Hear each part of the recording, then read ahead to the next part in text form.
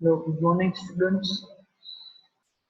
આજના સેશનમાં આપણે ડિલીટ જે ક્વેરી છે બરાબર ડિલીટ ઓપરેશન ડેટાબેઝ સાથે ડિલીટ ઓપરેશન પરફોર્મ કરશું using PHP and MySQL. આપણે in previous lecture we study about the select query, select with where query, then after insert query and then after update query. આપણે select, insert, update and select with where calls બરાબર આપણે ચાર operation perform કરીને જોયું. એની અંદર આપણે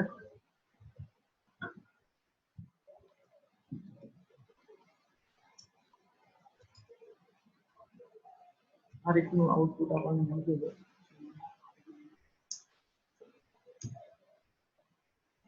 તો આ રીતનું આપણી પાસે ટેબલ હતું કે જે ઇન્ડેક્સ પેજ તરીકે આપણે કન્સિડર કરીએ તો એની અંદર આપણે સિલેક્ટની ક્વેરી ફાયર કરી હતી અને બધો રેકોર્ડ આપણે ફેચ કર્યો હતો આખા ટેબલનો રેકોર્ડ બરાબર જેટલા યુઝર હશે એ બધા યુઝર્સ તમને ડિસ્પ્લે થશે અહીંયા.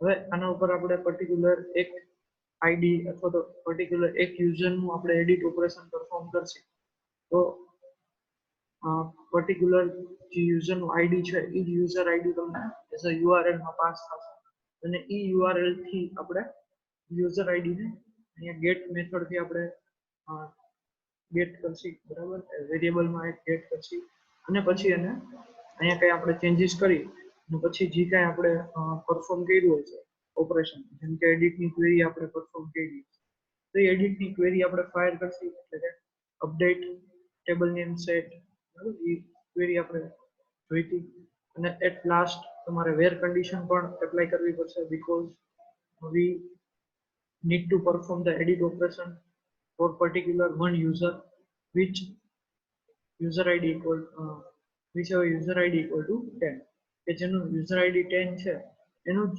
રેકોર્ડ અપડેટ આવવો જોઈએ. તો તમે વેર કોલ્સ તમે પાસ ન કરો અને ડાયરેક્ટ તમે અપડેટ ની ક્વેરી વિધાઉટ વેર કોલ્સ તમે યુઝ કરશો તો બધા રેકોર્ડ્સમાં આ રીતનો ચેન્જીસ થઈ જશે. અહીંયા તમે જે કંઈ લખો એ બધા રેકોર્ડ્સ એક સાથે ચેન્જ થશે બરાબર એટલે ખાસ વેર કોલ્સ ભૂલાય નહીં અને એ વેરમાં જે આપણે પ્રાઇમરી કી તરીકે આઈડી લીધેલી હતી બરાબર એ આઈડી તમને અહીંથી યુઝિંગ ધ ગેટ મેથડ તમને મળી જશે બરાબર. અહીં આપણે એડિટ પરફોર્મ કરીએ એટલે તમારું રેકોર્ડ અપડેટેડ એડિટનો મેસેજ આવી જશે અને અહીંયા રીડાયરેક્ટ થઈ જશે તો અહીંયાનો નંબર ચેન્જ થઈ ગયેલો દેખાશે એનું નામ પણ આપણે જે પાછળનું હતું પાછળના કેરેક્ટર્સ હતા એ આપણે રિમૂવ કરી નાખ્યું એ પણ ચેન્જીસ છે બરાબર.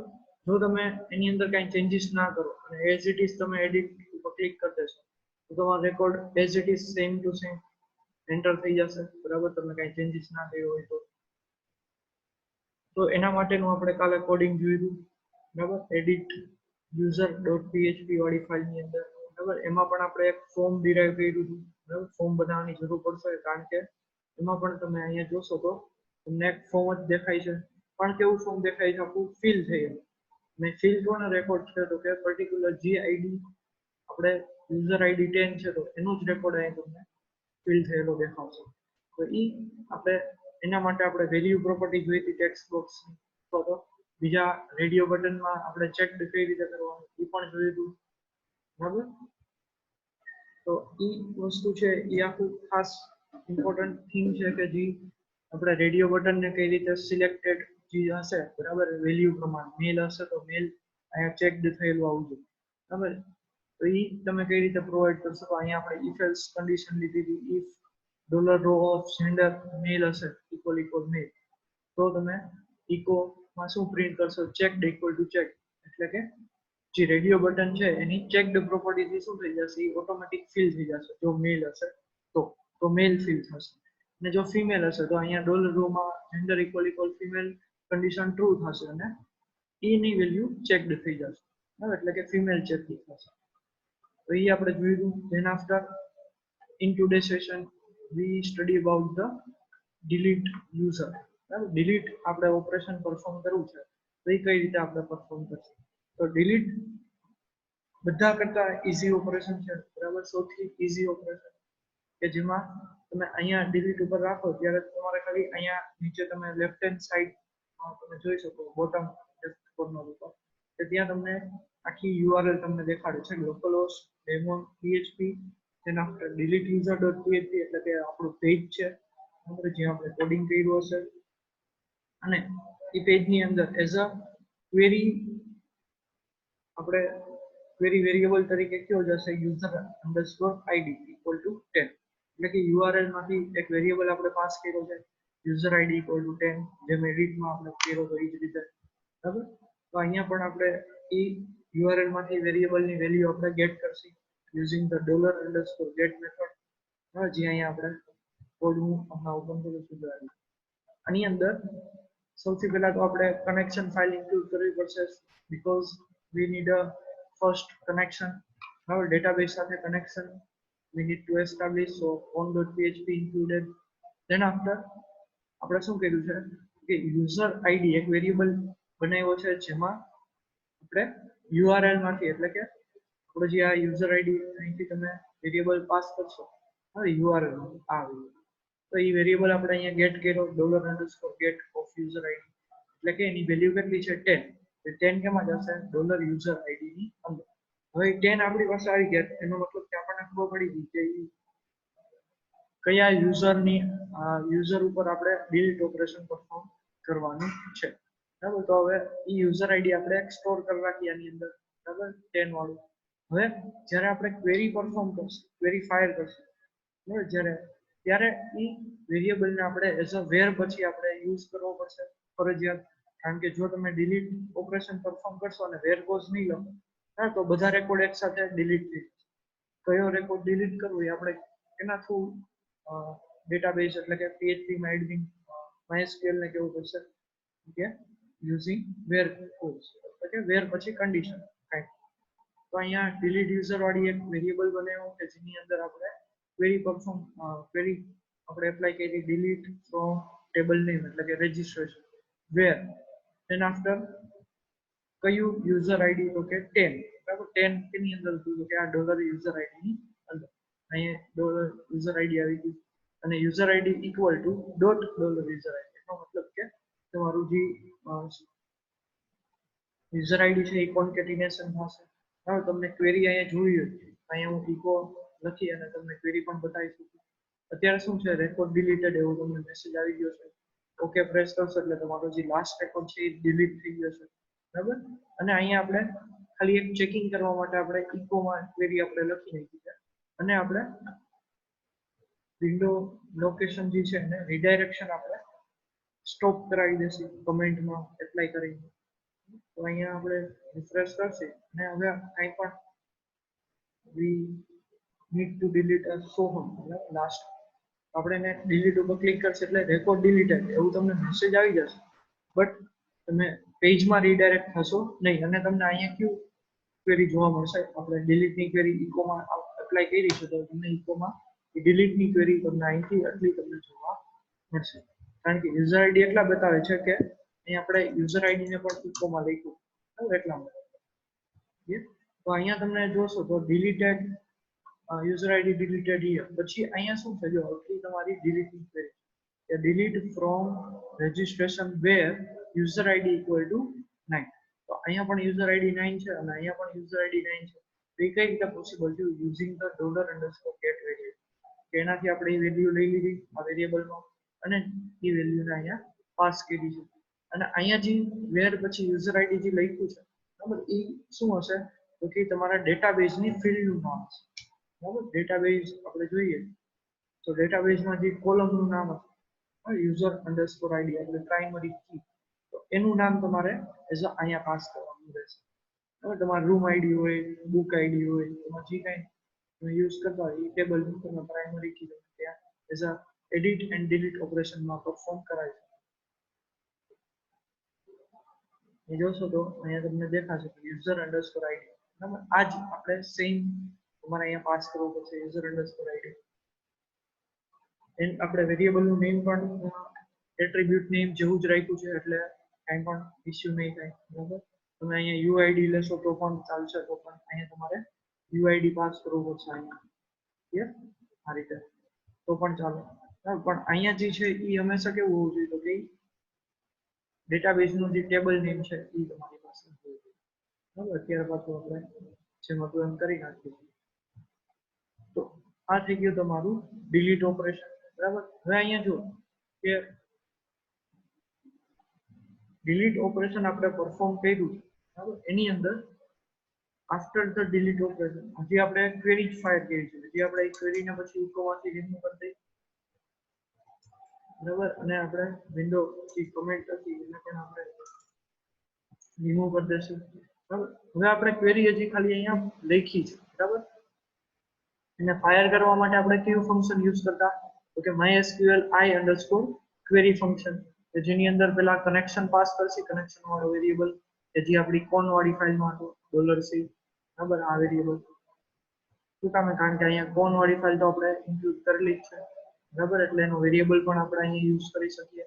ધેન આફ્ટર ડિલીટ યુઝર એટલે કે વેરીએબલ કે જેમાં આપણે ક્વેરી સ્ટોર કરી છે એ ક્વેરી અહીંયા ઓટોમેટિક આવી જશે યુઝિંગ વેરીએબલ. બરાબર, હવે આ ક્વેરીને આપણે ચેક કરવી છે કે એનું રિઝલ્ટ એટલે કે ક્વેરી ફાયર થઈ છે કે નહીં, એટલે કે ટ્રુ છે કે ફોલ્સ.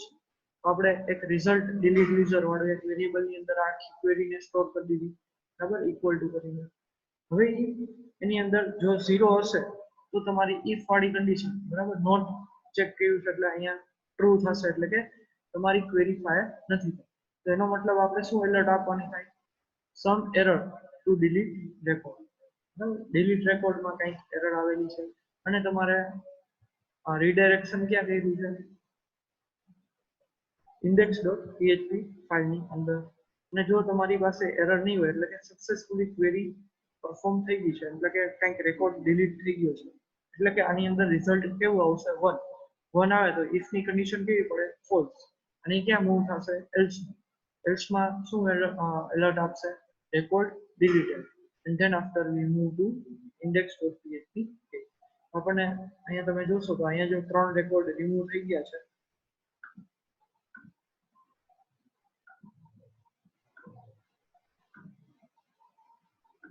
તો અહીંયા તમારી પાસે લાસ્ટ 2 રેકોર્ડ રિમૂવ થઈ ગયા છે અને only 3 records only visible.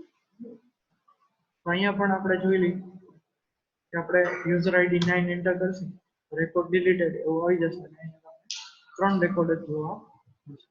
Clear? તો આ થઈ ગયું તમારું delete operation, select operation, edit operation અને સિલેક્ટ વાળું વેર ઓપરેશન પણ આપણે કર્યું.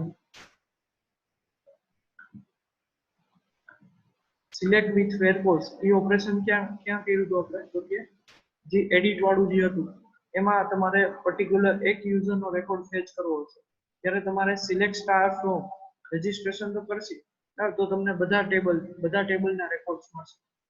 પણ આપણે શું કરવું છે? પર્ટિક્યુલર એક જ યુઝરનો રેકોર્ડ જોઈએ છે, તો એના માટે આપણે પછી અહીંયા વેર કોલ્સનો યુઝ કર્યો છે. તો આ પણ આપણી પાસે આવી ગયું. બરાબર, કે પર્ટિક્યુલર એક યુઝરનો રેકોર્ડ ફેચ કરવા માટે પણ આપણે સિલેક્ટની ક્વેરી ફાયર કરી હતી વિથ વેર કોલ્સ. બરાબર, પછી કે આપણે બધા રેકોર્ડ ટેબલના ફેચ કરવા માટે નોર્મલ સિલેક્ટની ક્વેરી યુઝ કરી હતી. ધેન આફ્ટર આપણે જ્યારે રજિસ્ટ્રેશન કરતા પ્રોસેસ એટલે કે નવા યુઝર એડ કરતા ત્યારે આપણે શું કરતા તો કે ઇન્સર્ટની ક્વેરી આપણે ફાયર કરેલી હતી. બરાબર, અહીંયા તમે જોઈ શકો ઇન્સર્ટ ઇન્ટુ આર્ટની ક્વેરી ફાયર કરી. હવે ઇન્સર્ટની ક્વેરીમાં પણ આપણે પેલી આઈડી તરીકે જે હશે એને આપણે બ્લેન્ક રાખ્યું હતું, કારણ કે પ્રાઇમરી કી એટલે ઓટો ઇન્ક્રીમેન્ટ હશે. બરાબર, બાકીના બધા ફિલ્ડ આપણે વેરીએબલની અંદર પોસ્ટથી ગેટ કરી $_post થી આપણે લઈ લીધું અને એ વેરીએબલ્સની અંદર સ્ટોર કરી દીધું અને એ વેરીએબલને એઝ અ ક્વેરીમાં પાસ કરશે આપણે. ક્લિયર? અને એની પહેલા પણ આપણે જોયું હતું કે એ વેરીએબલ આપણે બ્લેન્ક છે એટલે કે કોઈએ કંઈ બ્લેન્ક રેકોર્ડ એન્ટર કર્યો છે. બરાબર, તો તમારું શું આવવું જોઈએ? મેસેજ આવવો જોઈએ કે please fill all detail first. એટલે કે તમને પેલા એવો મેસેજ કરશે કે તમે કંઈ પણ ડિટેલ બ્લેન્ક રાખી શકો નહીં. અને એને ક્યાં રીડાયરેક્ટ કરશે તો કે add_user.php એટલે કે એની પેજમાં પાછું તમને રીડાયરેક્ટ કરશે, એટલે કે રિફ્રેશ પાછું પેજ થઈ જશે. એટલે એનો મતલબ શું થશે કે બાકી બધા ટેબલ્સ ફોર્મની અંદર જેટલા રેકોર્ડ છે એ તમારે ફરજિયાત એન્ટર કરી અને પછી પાછું તમે ફોર્મ સબમિટ કરી શકો. તો એ એડ યુઝરમાં આપણે એ રીતનું ઓપરેશન પરફોર્મ કર્યું. બરાબર. હવે આની અંદર કોમન ફંક્શન ક્યાં ક્યાં આવશે?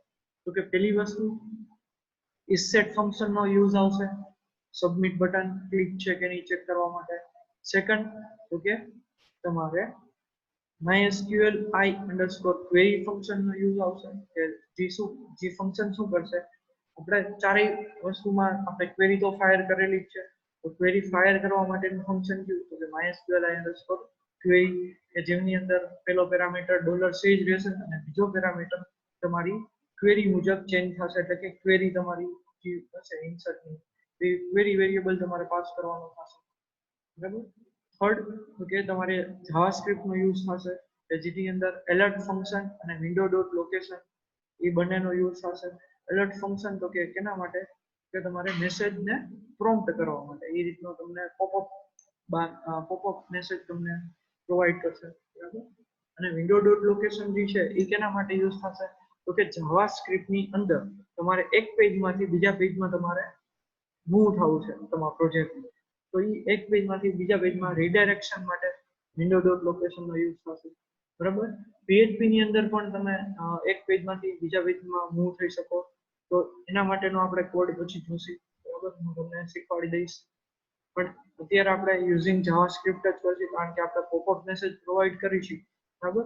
તો એની અંદર જ આપણે વિન્ડો ડોટ લોકેશન એટલે કે નેક્સ્ટ પેજની અંદર આપણે મૂવ કેના થ્રુ કરાવી છે તો કે જાવાસ્ક્રિપ્ટ થી જ કરાવી છે. બરાબર. Window dot location method clear. અને $_post અને $_get એ બે વેરિયેબલનો મોસ્ટલી યુઝ થશે. શું કામ? કારણ કે આપણે એક પેજમાંથી બીજા પેજમાં અથવા તો સેમ પેજમાં રીડાયરેક્શન થતું હશે ફોર્મથી, અહીંયા હેઝ હશે તો સેમ પેજમાં પોસ્ટ મેથડથી તમે ડેટા ગેટ કરી શકો, તો અહીંયા આપણે સેમ પેજમાં ડેટા $_post થી ગેટ કરશે. તો ગેટ અને પોસ્ટનો મોસ્ટલી યુઝ આવશે. ક્લિયર. તો આટલા આપણે જે કોમન યુઝ ફંક્શન અને જે વેરિયેબલ હતા એ આપણે જોઈ લીધું. બરાબર. બાકી તમારે આ રીતનું if ની અંદર તમારે બધું ચેક કરવાનું થશે, isset છે કે નહીં અથવા તો એ ક્વેરી ફાયર થઈ છે કે નહીં એના માટેનો રિઝલ્ટ વેરિયેબલ તમે ચેક કરાવી શકો. બરાબર. બાકી બધી વસ્તુ જે છે એ ઓલમોસ્ટ કોમન જેવી જ છે. અને ટેબલ જ્યારે યુઝ થશે તો ટેબલ મોસ્ટલી બે ઓપરેશનમાં યુઝ થશે. કયા કયા તો કે એક તો ઇન્ડેક્સ પેજ એટલે કે તમારું જે સિલેક્ટ કરાવો છો આખું ટેબલ, એ પેજની અંદર તમારે આખું ટેબલ ફોર્મમાં તમારે આઉટપુટ દેખાડવું પડશે, એટલા માટે તમને ટેબલ ટેગનો યુઝ થશે. અને બીજી વસ્તુ તો કે તમારે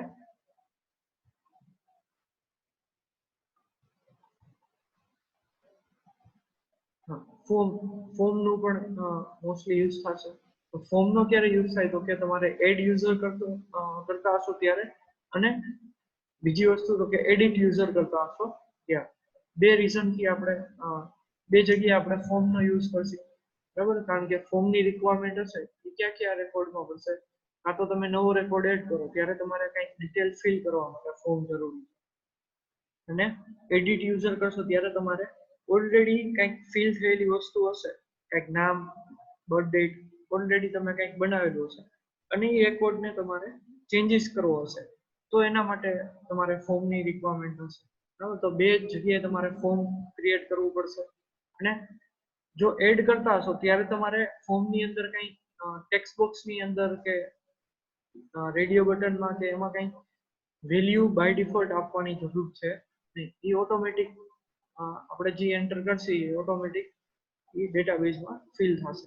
but at a time of edit, બરાબર, તમે એડિટ કરતા હશો ત્યારે તમારે ઓલરેડી તમારે જે ડિટેલ યુઝરની છે એ આઈડી, જે આઈડી વાળો યુઝર એડિટ થાય છે એ આઈડી વાળા યુઝરની બધી ડિટેલ ફેચ કરી અને એ ડિટેલ્સ તમારે પર્ટિક્યુલર નેમ વાળું ટેક્સ્ટ બોક્સ હોય તો એમાં તમારે નેમ ડિસ્પ્લે કરવું પડે, ઈમેલ હોય તો ઈમેલ ડિસ્પ્લે કરવું પડે, તો એની વેલ્યુ પ્રોપર્ટીથી આપણે એ બધું ડિસ્પ્લે કરાવશે. ક્લિયર. તો વેલ્યુ પ્રોપર્ટીમાં આપણે PHP કોડ લખી અને એની અંદર ઇકો પ્રોવાઈડ કરશે. બરાબર. Echo $row of name, email, contact જે કાંઈ હશે. પછી ચેકબોક્સ માટે આ રીતે આપણે if કન્ડિશનની અંદર ચેકડ છે કે નહીં આપણે ચેક કરશું જેન્ડર. ક્લિયર. તો આ વસ્તુ હતી તમારે બેઝિક રૂલ ઓપરેશન. બરાબર. કે જેની અંદર તમે સ્ટ્રિંગ વેલ્યુ તમે ડેટાબેઝની અંદર એન્ટર કરતા શીખી ગયા છો. હવે નેક્સ્ટ ટાઈમ જ્યારે આપણો લેક્ચર હોય ત્યારે આપણે સ્ટ્રિંગ વેલ્યુ સિવાય એટલે કે સ્ટ્રિંગ સિવાય આપણે ક્યારેક આપણે પ્રોજેક્ટમાં જરૂર પડશે કે ફાઇલ તમારે અપલોડ કરવાની હશે, ઇમેજ અપલોડ કરવાની હશે, બરાબર, કંઈ પણ PDF, word, document file upload કરો, બરાબર. તો એ વસ્તુ આપણે કઈ રીતે યુઝિંગ ફોર્મ, આપણે ફોર્મની મદદથી કઈ રીતે આપણે ડેટાબેઝમાં સ્ટોર કરશે એનો પાથ, અને એ ફાઇલને આપણે આપણા જે પ્રોજેક્ટ વાળું ફોલ્ડર છે એની અંદર આપણે સ્ટોર કરી, અથવા તો ઇમેજને આપણે આપણા પ્રોજેક્ટના અંદર આપણે એક ફોલ્ડર બનાવશે કે ઇમેજીસ, બરાબર. એની અંદર આપણે જેટલી પ્રોફાઇલ પિક્ચર તમે એડ કરો, જેટલા યુઝરના પ્રોફાઇલ પિક્ચર છે એ બધા આપણા ફોલ્ડરની અંદર સ્ટોર થઈ જાય, અને ડેટાબેઝની અંદર એનો ખાલી શું સ્ટોર થશે? પાથ. ડેટાબેઝમાં ઇમેજ સ્ટોર કરવાની જરૂર છે નહીં. ડેટાબેઝમાં ખાલી શું આપણે સ્ટોર કરશું તો કે ઇમેજનો પાથ જ સ્ટોર કરશું. નકર ડેટાબેઝ કેવો થઈ જશે? હેવી થઈ જશે. કારણ કે બધા આજે 10,000 યુઝર પોતાના ઇમેજીસ ડેટાબેઝમાં સ્ટોર કરશે તો શું થશે કે એક ઇમેજ મે બી 1 થી 2 MB ની હોઈ શકે, બરાબર. તો 10,000 યુઝર હોય તો તમારે 20,000 MB તમારે એઝ ઇટ ઇઝ અલોકેટ થઈ ગયા ઓનલી ફોર ઇમેજીસ, બરાબર.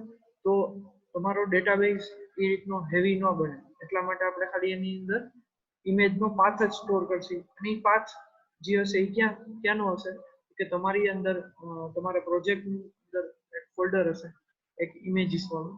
એ ઇમેજીસ વાળું ફોલ્ડરની અંદર તમારી ઇમેજીસ જે પર્ટિક્યુલર ત્યાં તમે સ્ટોર કરશો એ પાથ તમારે ડેટાબેઝમાં સ્ટોર કરવાનો હશે.